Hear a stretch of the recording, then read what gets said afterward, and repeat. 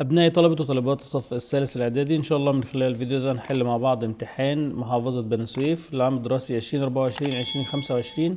امتحان اللغة العربية. طبعا السؤال الأول اللي هو سؤال التعبير الوظيفي اللي هو إجباري، طبعا جاي في هنا لافتة بيقول اكتب لافتة إرشادية تدعو فيها زملائك لممارسة الرياضة البدنية. طبعا اللافتة تبقى عبارة عن جملة بسيطة بنكتب فيها مثلا الرياضة هي أساس الحياة ومنها ننعم بجسد صحي، أو ممكن نكتب مثلا العقل السليم فيها الجسم السليم. السؤال الثاني اللي هو التعبير الإبداعي، طبعا بنكتب موضوع فيما لا يزيد عن 20 سطرا ولا يقل عن 16 سطرا، طبعا نراعي قواعد الكتابة وعلامات الترقيم. جاب الموضوع الأول اللي هو تسابق مصرنا الزمن بمشاريعها العملاقة التي تهدف إلى مستقبل مشرق لأبنائنا، وتبقى مصر درة الشرق وقلب العالم النابض. الموضوع الثاني اللي هو نهر النيل هبة من الله إلى مصر ومنبع الحياة لشعب مصر، واكتب عن أهمية هذا النهر العظيم مبينا سبل الحفاظ عليه من التلوث. طبعا بنكتب في أحد الموضوعين اللي هو موضوع التسابق، طبعا بنكتب في أحد الموضوعين اللي هو موضوع المشروعات العملاقة أو موضوع نهر النيل. السؤال الثاني اللي هو القراءة من الكتاب ذي الموضوعات المتعددة من موضوع طريق النور، أجب عما يلي، والسؤال ده إجباري. وقد ظل برايل 5 سنوات يدرس ويبحث ويجرب، وكانت محاولاته تكلل بالنجاح تارة وتواجه بالفشل تارة أخرى، لكنه لم يتراجع بل واصل حتى توصل إلى وضع رموز سهلة للحروف الأبجدية والعلامات الموسيقية والأعداد الحسابية. اكمل مكان النقط فيما يلي. المراد بتكلل في السطر الأول، طبعا تكلل بالنجاح، وكانت محاولته تكلل بالنجاح تارة، طبعا تتوج بالنجاح، يبقى تكلل يعني تتوج بالنجاح. ما الفكرة التي شغلت برايل؟ طبعا اللي هي التوصل إلى رموز. طبعا الفكرة التي شغلت برايل هي ابتكار طريقة سهلة للقراءة والكتابة للمكفوفين. ضع علامة صح أمام العبارة الصحيحة وعلامة خطأ أمام العبارة الخاطئة وانقلها في كراسة إجابتك. يعني طبعا ننقل الجملة ديت في كراسة الإجابة وبعدين نحط علامة صح وعلامة خطأ. محاولات برايل المستمرة تعني لك أيها الطالب الإصرار على النجاح، طبعا دي إجابة صحيحة. السؤال الثالث من كتاب طموح جارية، أجب مع مالي إجباري. ماذا يقصد أبو بكر القماش بسيوف الحديد وسيوف الأحداق؟ سيوف الحديد اللي هي جنود الصالح إسماعيل الأمراء الذين يجتمع بهم داود، اللي هي جنود الصالح نجم الدين. سيوف الأحداق اللي هو جاريتين من جواري مولاي، ورد المنى ونور الصباح عند داود لا تهدآن عن تدبير الشر في ليل ولا نهار. السؤال الثاني رقم ب، رغبة نجم الدين في الانتقام من الفرنج.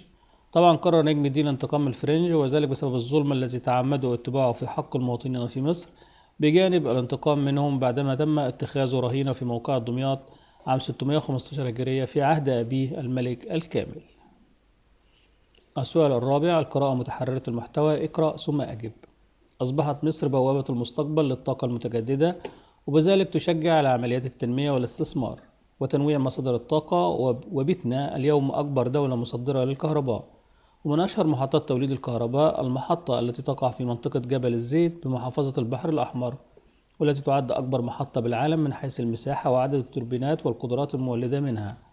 كما تحتوي المحطة على منظومة مراقبة الطيور المهاجرة من خلال الرادار يتم وقف التوربينات عند مرورها وإعادة تشغيلها بعد المرور، وهي تقنية تستخدم لأول مرة في العالم. استخرج من الفقرة مرادف صرنا. طبعا مرادف صرنا اللي هي بتنا. ضع علامة صح وخطأ أمام العبارة التالية. تقع منطقة جبل الزيت على ساحل البحر المتوسط. طبعا في الجملة هنا أو في القطعة عندنا تقع منطقة جبل الزيت بمحافظة البحر الأحمر، يبقى إجابة خاطئة. أكمل مكان النقط فيما يلي، وذلك من خلال فهمك للفقرة السابقة، ثم أنقل إجابتك في كراسة الإجابة. من المميزات التي ذكرت عن محطة جبل الزيت طبعا هنا اللي هي توليد الكهرباء ومراقبة الطيور المهاجرة. السؤال الخامس النصوص الأثرية من نص عباد الرحمن. بسم الله الرحمن الرحيم. والذين إذا أنفقوا لم يسرفوا ولم يقتروا وكان بين ذلك قواما، والذين لا يدعون مع الله إلها آخر ولا يقتلون النفس التي حرم الله إلا بالحق ولا يزنون ومن يفعل ذلك يلقى أثاما، يضاعف له العذاب يوم القيامة ويخلد فيها مهانا. السؤال الخامس التوبة إلى الله عز وجل فيها خير كثير. اكتب من النص الآية التي تتفق مع هذا المعنى. طبعا الآية اللي تتفق مع هذا المعنى إلا من تاب وآمن وعمل عملا صالحا فأولئك يبدل الله سيئاتهم حسنات وكان الله غفورا رحيما. لعباد الرحمن صفات تميزهم في مجال الاقتصاد والعقيدة، في مجال الاقتصاد وفي مجال العقيدة. في مجال الاقتصاد معتدلون في إنفاقهم بين الإسراف والبخل. في مجال العقيدة يؤمنون بالله وحده لا شريك له ولا يشركون به شيئا. اختار الإجابة الصحيحة من بين القوسين لما يلي وانقلها في كراستك. يصرفوا ويقطروا بينهما، طبعا بينهما تضاد.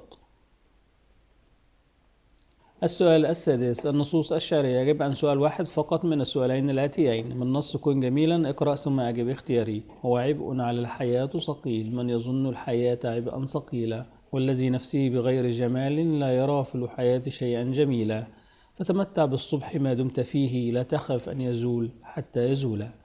اختر الإجابة الصحيحة مما بين القوسين فيما يلي في ضوء فهمك الأبيات وانقلها في كراسة إجابتك. مرادف كلمة عبء اللي هي حمل. 2. والذي نفسه بغير جمال، تعبير يراد به التشاؤم التام.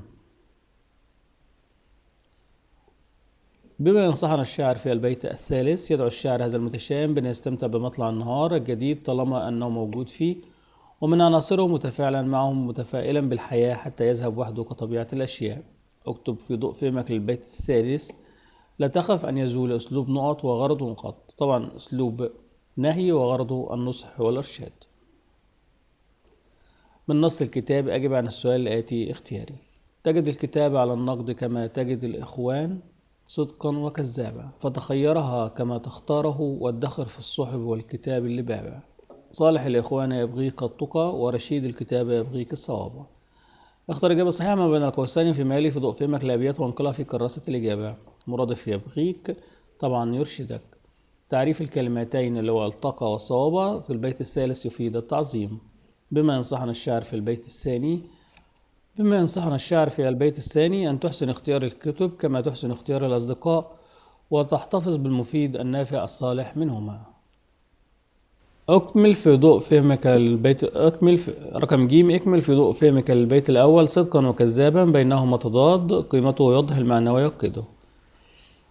السؤال السابع: النحو اقرأ ثم أجيب. يا شباب الغد اقبلوا على العلم تسعدوا، فهو نور يهدي الحائرين في ظلمات الجهل والتخلف، ونعم سلوكا السعي في تحصيله. أيها الشباب وأخذوا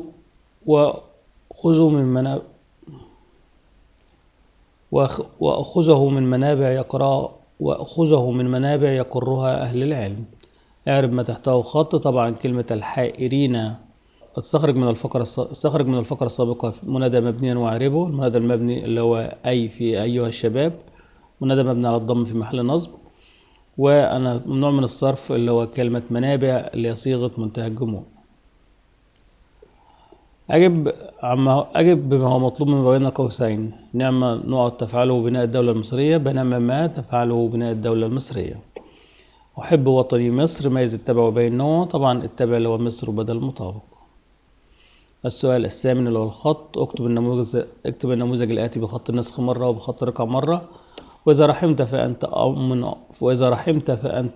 أم أو أب، هذان في الدنيا هم الرحماء.